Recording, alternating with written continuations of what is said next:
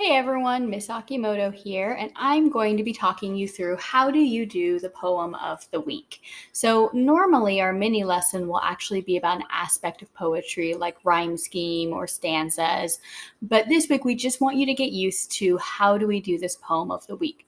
So really this is an exercise in one, learning more about poetry, which is something that we all need to know about because poetry is beautiful and adds a lot of wonderful things to our life. And two, it's an exercise in learning how to read out loud fluently and speak fluently. So this week, it's just all about understanding the poetry routine for the week. So every week, you're going to have a poem of the week. Now, the normal routine that you would do is you would watch the mini lesson, which is the video about it, and then you're going to practice reading the poem out loud with feeling and good intonation. So, feeling means if I'm reading a scary poem, I don't read it all happy and joyful like this. I read it with a lot of suspense and maybe some exciting jump starts. If you're reading a sad poem, you don't read it just all monotonously with no intonation at all. The point is that first you read your poem to understand it, and then once you understand what type of poem you're reading, you're going to read it with that feeling. So this isn't an exercise in memorizing. We don't want you memorizing this. We want you to be able to read it fluently without stopping, without stumbling over words. So you're going to be practicing this poem every single day, reading out loud.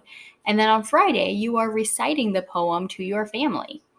So once you're done reciting it to your family on Friday, you're going to click Mark is done in Google Classroom. And that shows us that you, yes, indeed, did read it to your family. Now, there's not a whole lot of ways we can check. However, later in the trimester, you will be selecting your own poem and then doing a lesson on Flipgrid and reading it to us. So if you aren't practicing throughout, you're really going to struggle later in the trimester. So this is where that goes. So this week, we are going to be reading the poem Put Something In by Shel Silverstein.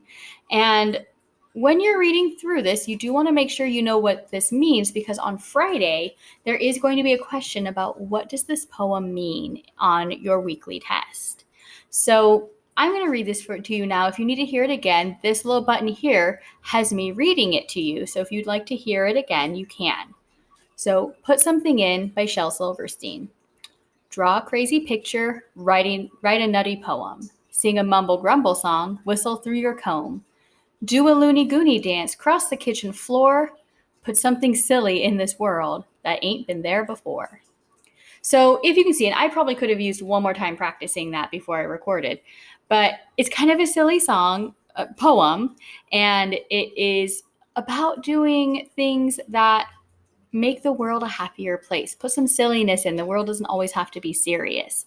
So I read it that way. I read it with some silly kind of motions. I have a nice lilt, meaning a lot of like intonation in my voice.